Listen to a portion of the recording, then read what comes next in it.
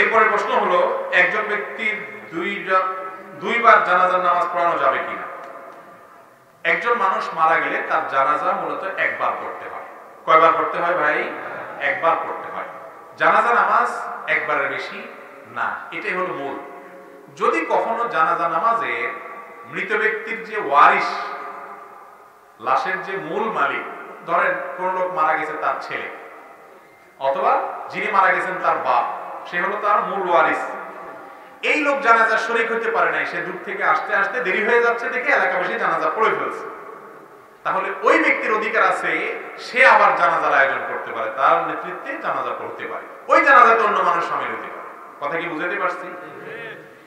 এইভাবে একাধিক জানাজা হয়। কিন্তু আমাদের দেশে যেটা হয় সেটা হলো যে বিদেশে একটা হয়, ঢাকায় না একটা হয়, গ্রামে আরেকটা হয়, যতটা মনে চায় এতটা হয়।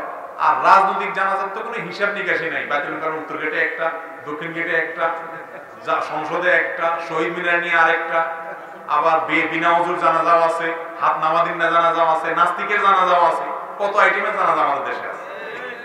ভাইরে, একটা মানুষের মৃত্যুর পর তাকে বিদায় দিবেন, সেখানে পর্যন্ত আল্লাহ রাসূলের নিয়ম মানতেছেন না, আবার জান্নাত আশা করতেছেন। তাহলে জানাজা নিয়ে, লাশ নিয়ে রাজনীতি করা যাবে না, কিন্তু আমরা করতেছি। জানাজা কয়টা হবে ভাই? একটা। এমনকি মানুষ মৃত্যুর পর যেখানে মৃত্যুবরণ করে সেখানে দাফন করাই হলো সুন্নাহ, সেখানে দাফন করাটাই হলো কি সুন্নাহ। কিন্তু আমাদের মনে চায় না, লাশ এটারে টানে টানে আমরা আনবো, চেঁচাই আনি একবার নিজের গ্রামে ঢুকে, এটা সুন্নাহ না। সুন্নাহ হলো যেখানে মারা গেছে সেখানে দাফন করবেন। লাশ দীর্ঘ সময় অপেক্ষা করে রাখা এবং টানাটানি করা, এটা জায়েজ নেই।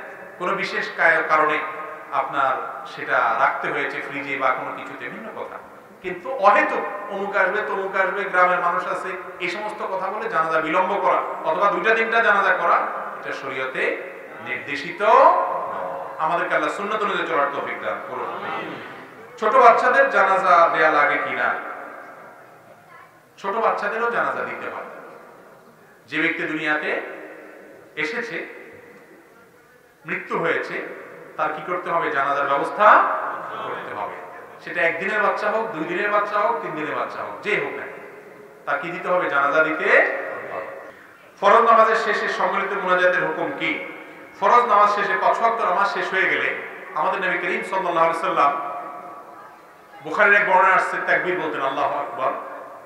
অন্য সব বর্ণনায় আসছে ইস্তিগফারের কথা, আস্তাগফিরুল্লাহ আস্তাগফিরুল্লাহ আস্তাগফিরুল্লাহ। এরপরে বলতেন আল্লাহুম্মা আনতাস সালাম ওয়া মিনকাস সালাম তাবারাকতা ইয়া যাল জালালি ওয়াল ইকরাম। এই দোয়া পড়তেন। আরো বহু আছে, আয়াতুল কুরসি পড়তেন, 33 বার সুবহানাল্লাহ, 33 আলহামদুলিল্লাহ, আল্লাহু আকবার, এগুলো পড়তেন। লা ইলাহা ইল্লাল্লাহু ওয়াহদাহু লা শারীকা লাহু, এটা পড়তেন। আল্লাহুম্মা লা মানিআ লিমা আতাইতা, এটা পড়তেন। আর অনেকগুলো দোয়া আছে। এই দোয়াগুলো সব আপনাদের মুখস্থ হয়ে গেছে না? আলহামদুলিল্লাহ। হাত তোলেন তো, নামাজের পরে সব দোয়াগুলো যাদের মুখস্থ আছে, বুঝে হাত তুলছেন আপনারা? আমি যদি একজন জিজ্ঞাসা করি 10-12টা দোয়া আছে, বলেন দেখি। হাত নামে গেছে সব, বলার আগে নামা হয়ে গেছে। এবার হচ্ছে আমাদের দেশে শতকরা 99 জন মানুষ বা তারও বেশি সংখ্যক মানুষ জানেন না যে আমাদের নবীজি 5 ওয়াক্ত নামাজের সালাম ফেরানোর পর, ফরজ নামাজের পরে কি কি দোয়া দুরূদ পড়তেন। অনেক দোয়া দুরূদ আছে, অনেকগুলো। এগুলো সবগুলো জানেন এরকম মানুষ আমাদের সমাজে শতকরা একজনও নেই। তাহলে সুন্নাতটা আমরা জানি না।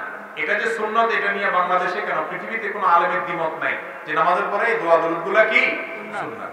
সেই সুন্নাতটা আমরা ভুলে গেছি। সেই সুন্নাতটা আমাদের সমাজে মানুষ জানে না। জানে কি? জানে রেডিমেড মুনাজাত। রেডিমেড মুনাজাত বুঝেন? ইমাম সাহেবের সাথে হাত তুললো, ইমাম সাহেবের সাথে হাত নামায়, ইমাম সাহেব কি বললো না বললো সে জানে, তার আল্লাহ জানে। আর মুসল্লি বেটা শুধু উঠাইলো আর নামাইলো। ভাই, নামাজের পরে দোয়া কবুল হয়, দোয়া করেন, এটা ভালো জিনিস। তিরমিজির হাদিসে আসছে দোয়া কবুল হয়। আপনি নামাজের পরে আল্লাহর কাছে আপনার যত মনের চাওয়া আছে এগুলো চান, এটা দোষণীয় না, বরং ভালো, এটা করবেন। কিন্তু এটা এই ট্র্যাডিশনাল যে দোয়া, হুজুরের সাথে আল্লাহুম্মা আমিন, রশি পাকাইতে পাকাইতে হাত তুললেন, আবার রশি পাকাইতে পাকাইতে আপনি নামাইলেন, কি বললেন কিছুই জানলেন না, এটা কখনো দোয়া হতে না। দোয়া মানে প্রার্থনা চাওয়া, কি চাইছেন আপনি নিজেই জানেন, এটা কিসের দোয়া? তো নবী করিম সাল্লাল্লাহু আলাইহি ওয়াসাল্লামের সুন্নাত হলো 5 ওয়াক্ত নামাজের পরে সুন্নাত দোয়াগুলো পড়া। এলাকার ইমাম সাহেব যারা আছেন আপনাদেরকে আমরা অনুরোধ করব, আমরা সুন্নাহ ফাউন্ডেশন থেকে ছোট্ট একটা কার্ড করেছি, পকেট কার্ড, মানি ব্যাগে রাখা যায়। এই কার্ডটা আপনারা মুসল্লিদেরকে দিয়ে দেন, 2 টাকাও লাগে না, খরচ, একটা প্রিন্টের কস্ট। আমাদের কাছে চা তলব করলে আমরা পাঠিয়ে দিই, মুসল্লিদেরকে দিয়ে দেন। বাংলা সহ দেওয়া আছে, অর্থ সহ দেওয়া আছে, পড়তে পড়তে মুখস্থ হয়ে যাবে। সারা জীবন শুধু হুজুরের সাথে রেডিমেড মুনাজাত উঠাইলেন, নবীজি যে দোয়াগুলো পড়লেন জীবনে শিখলেনই না, 50, 60, 70 বছর চলে গেছে, কেমন কথা? ইমাম সাহেবদের দায়িত্ব এগুলো মুখস্থ করা। এর পাশাপাশি আল্লাহর কাছে যখন দরকার হয় দোয়া করবেন, হাত তুলে দোয়া করবেন, কোনো অসুবিধা নেই। কিন্তু ওই যে রেডিমেড মুনাজাত যে উঠাইতে হবে আবার নামাইতে হবে, আমার নবী করিম সাল্লাল্লাহু আলাইহি সাল্লাম মসজিদে ইমামতি করছেন না করেন নাই? কয়দিন ইমামতি করছেন? আজীবন। মদিনাতে বিশেষ করে হিজরতের পর 10 বছর ইমামতি করছেন। 10 বছরে প্রায় 18,000 ওয়াক্ত ইমামতি করেছেন। তিনি যদি আমাদের মতো এরকম সাহাবীদেরকে সাথে নিয়ে নামাজের পর রেডিমেড মুনাজাত উঠাইতেন আর নামাইতেন সবাইকে সাথে নিয়ে, তাহলে সেক্ষেত্রে সেটা হাদিসের কিতাবগুলোতে কি পরিমাণ আসতো। যারা আলেম হাদিসের কিতাব সম্পর্কে তারা জানেন নবী সাল্লাল্লাহু আলাইহি সাল্লামের থুতু ফেরানোর দৃশ্য ওইটা পর্যন্ত 2জন 4জন সাহাবী দেখলে হাদিসে এসে গেছে।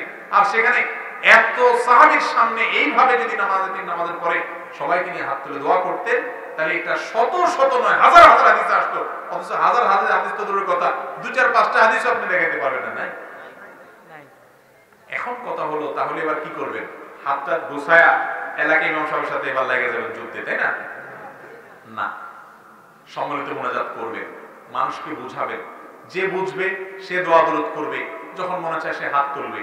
এটা নিয়ে কোনো বাড়াবাড়ি করা যাবে না, কোনো গন্ডগোল ফাসাদ করা যাবে না। মনে রাখবেন, গন্ডগোল ফাসাদ করা কি জায়েজ না গুনার কথা? ইসলামের নাম দিয়ে গন্ডগোল ফাসাদ করা জায়েজ আছে? খবরদার। আপনি যেটাকে ভালো মনে করতেছেন আমল করেন, আরেকজন সেটাকে ভালো মনে করতেছে না, তারটা তাকে করতে দেন। গায়ের জোর খাটাতে যাবেন না, মাস্তানি করতে যাবেন না, গ্রুপবাজি করবেন না, এলাকার ভিতরে বিভক্তি সৃষ্টি করবেন না, ইমামদেরকে আলেমদের বিরুদ্ধে ফতোয়াবাজি করতে যাবেন না, হুজুরদের উপরে বেয়াদবি করবেন না, সমাজে ইফতিরাক এবং মতপার্থক্য তৈরি করতে যাবেন না। আপনি আপনারটা করেন, পারলে 2জনকে বুঝান বিনয়ের সাথে, কিন্তু গন্ডগোল করবেন না। মনে থাকবে তো ইনশাআল্লাহ? আল্লাহ আমাদেরকে বোঝার তৌফিক দান করুন।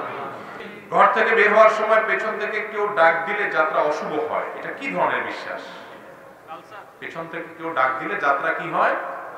অশুভ হয়। মানে সামনে কোনো শনি অপেক্ষা করতেছে, এই তো? আচ্ছা, তো পিছন থেকে ডাক দিলে কি হবে? কোনো বিপদ হবে, এই তো? আল্লাহ মাফ করো, এই সময় এসেও যদি এই ধরনের কুসংস্কারাচ্ছন্ন বিশ্বাস আমাদের সমাজে এখনো থাকে, এটা তো আমাদের জন্য লজ্জার কথা ভাই। পিছন থেকে ডাক দেয়া, সামনে থেকে ডাক দেয়া, ডানে থেকে ডাক দেওয়া, বামে থেকে ডাক দেওয়া, কোন দিক থেকে ডান ডাক দেওয়ার পরে হাদিসে কোনো নিষেধ নাই।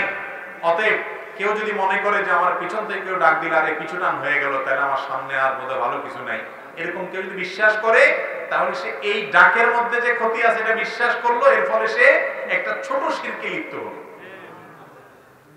আমার ভালো ক্ষতির মালিক কে? আল্লাহ। সে সামনে থেকে দিছে ডাক না পিছে দিয়ে, তার ডাকে কি আসে যায়?